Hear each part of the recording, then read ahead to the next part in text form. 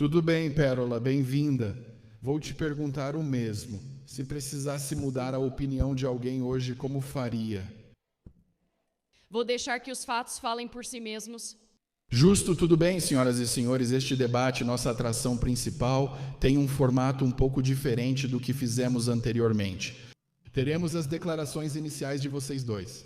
Serão 5 minutos para cada um, depois cada um terá 10 minutos para interrogar o outro, alternando entre vocês. E depois disso, vamos entrar em debate aberto. Como vocês viram em alguns dos outros debates anteriores, tentamos deixar a outra pessoa responder. Vou intervir quando possível, mas quero que interajam entre si. Divirtam-se. Parece bom. E quem foi o primeiro? Eu sou a primeira. Eu imaginei. Ana, pode começar, temos 5 minutos. Em maio de 2024, no podcast Culture War de Tim Pool, minha oponente Pérola Davis afirmou que as mulheres não fazem muita coisa. Não estamos tendo filhos nem contribuindo para a economia em termos de produção. Ela usa essa afirmação absurda para dizer que mulheres não deveriam votar. Apesar da queda na taxa de natalidade, voltaremos a esse tema em breve. As mulheres representam 47% da força de trabalho americana. O Conselho de Assessores Econômicos constatou que as mulheres contribuíram com uma parte substancial do crescimento econômico dos Estados Unidos desde 1970, o que não teria sido possível sem o movimento feminista. Em 2017, as mulheres eram responsáveis por quase 40% do produto interno bruto total, somando impressionantes 7,6 trilhões de dólares. Claro, esse número não inclui os trilhões de dólares em trabalho não remunerado. As mulheres fazem isso todos os anos, cuidando da casa, criando os filhos e cuidando dos pais doentes. Em alguns setores da economia, as mulheres são força dominante e indispensável. Na saúde, elas são quase 80% dos trabalhadores, segundo o Bureau de Estatísticas do Trabalho, totalizando 164 milhões de mulheres. Quando se trata de educação, em 1960, as mulheres conquistaram menos de 35% de todos os diplomas de bacharelado. Hoje, elas obtêm cerca de metade dos diplomas de bacharelado, benefício que Pérola teve ao se formar na Universidade de Elmhurst. As mulheres também conquistam mais de 60% dos diplomas de mestrado.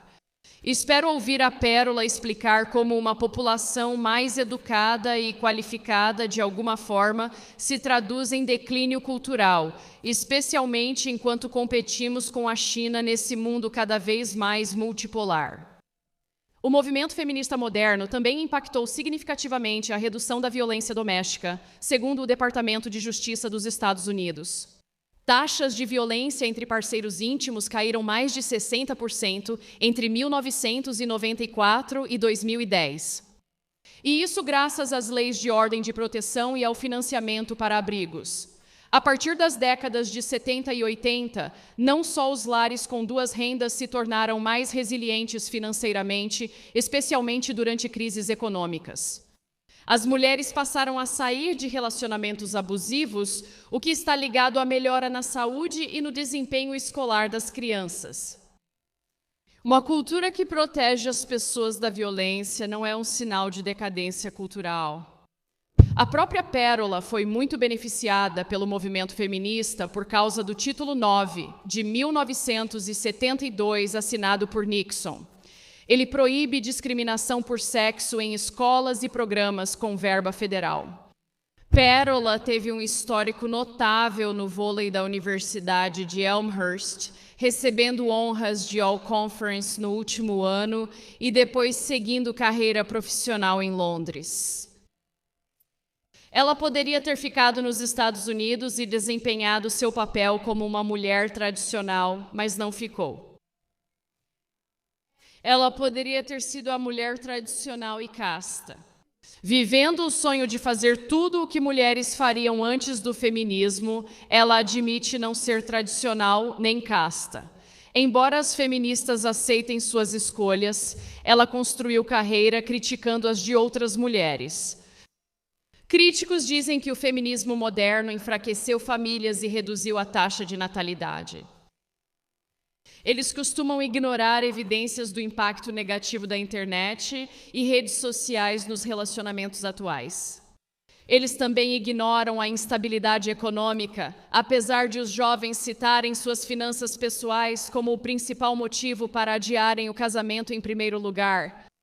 Pérola prefere desencorajar os homens a se casarem em vez de debater esses fatores. No debate com Trent Horn, ela afirmou que homens vivem melhor juntos sem se casar. A justificativa dela: mulheres são muito gordas e têm muitas DSTs. 25%, isso é muito. Você disse isso. Ela não pensou em como contraíram a doença sexualmente transmissível inicialmente. Segundo a Biblioteca Nacional de Medicina, homens modernos são tão promíscuos quanto mulheres modernas. Homens e mulheres estão em má situação, e nos Estados Unidos podemos discutir o porquê, mas o feminismo não é o motivo. Muito bom, obrigado. Bom trabalho. Ok, Pérola, temos 5 minutos, você vai estar no relógio e vamos lá. A maioria dos debatedores e comentaristas são elitistas que dizem aos americanos comuns de suas torres de marfim o que pensar e como se sentir. Minha resposta a essa pergunta não vem apenas de cobrir eventos atuais e pesquisar os fatos, dados e estatísticas. Também pela minha experiência entrevistando mais de 1.000 pessoas nos Estados Unidos da América e outros países ocidentais. O feminismo empoderou as mulheres, mas o poder corrompe, e é isso que ocorre. O feminismo está tirando dos homens sua renda e seus melhores anos. O feminismo empoderou as mulheres a serem sexualmente promíscuas. As feministas dizem que lutaram para que as mulheres não se submetessem à aprovação dos homens. Por que, então, entre 5% a 10% das mulheres entre 18 e 25 anos estão no OnlyFans ou em outros sites de prostituição? Existem mais prostitutas online nos Estados Unidos do que funcionárias mulheres no Walmart. 1 em cada 3 mulheres vai contrair uma doença sexualmente transmissível em algum momento da vida. 90% vai contrair papilomavírus humano, que é incurável.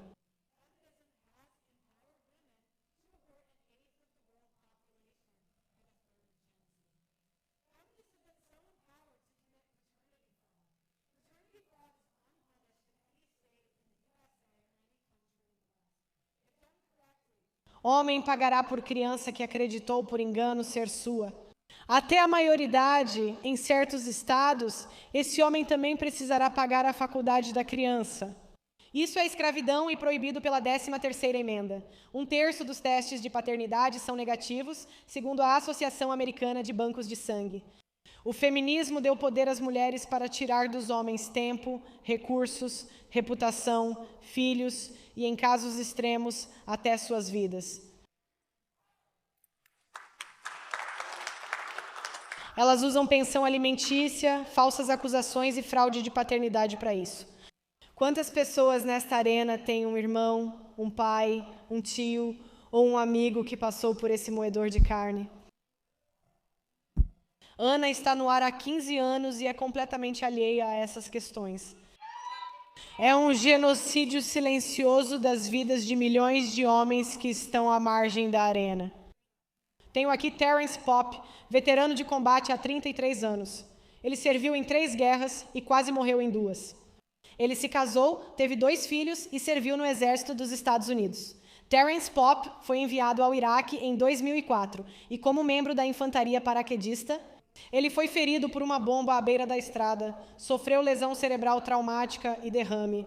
Foi evacuado e levou mais de 2 anos para se recuperar. Durante sua recuperação, sua esposa planejava o divórcio. Por vingança, ela matou o labrador Chocolate de 6 anos após ele pedir o divórcio antes. Ao confrontá-la, ela respondeu: "Eu te disse que não queria você aqui." Ele teve que deixar a casa com a esposa e passou a morar no carro. O divórcio tirou sua casa, filhos, dinheiro e impôs pensão que ele não podia pagar.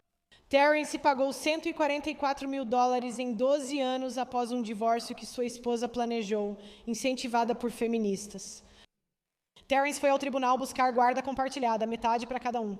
Terence foi chamado de assassino em tribunal e recebeu só 96 horas mensais com os filhos. o que não é ser pai. Quando estava sem teto, falou com outros homens que nunca deixariam as ruas por dívidas de pensão e penalidades. E os homens sendo constantemente presos por não pagarem pensão alimentícia. O desprezo de perder seus filhos, sua casa e seu transtorno de estresse pós-traumático, sentindo dor constante por causa de seus ferimentos, ele ficou suicida. Bem, em seu posto em 2008, um ex-comandante dele foi vê-lo para secretamente se despedir. No dia seguinte, o ex-comandante do Sr. Pop vestiu o uniforme de gala, foi ao Cemitério Nacional dos Veteranos e se suicidou. Terence Pop foi notificado da morte e ficou chocado, porque ele estava planejando cometer suicídio exatamente da mesma maneira. Na verdade, o ex-comandante dele levou a bala que era para ele. Terence Pop decidiu não se matar e, nos últimos 20 anos, salvou 576 homens do suicídio usando comédia. Se olhar à esquerda do palco, verá Terence segurando as plaquetas das vidas que salvou. Por que conto isso? Um salve para Terence. Por que conto isso? Porque homens e veteranos americanos enfrentam essa situação devido ao empoderamento promovido por feministas como Ana. Milhões de homens morreram neste país por causa do poder político que o feminismo promove. Desde 1970, estima-se que 1,6 milhão de homens cometeram suicídio. Tempo. Pare aí. Se as feministas defendem igualdade, por que não lutam pelo mesmo nível de igualdade no divórcio e tribunais de família como fazem pelo aborto, trabalho ou prostituição? Obrigada.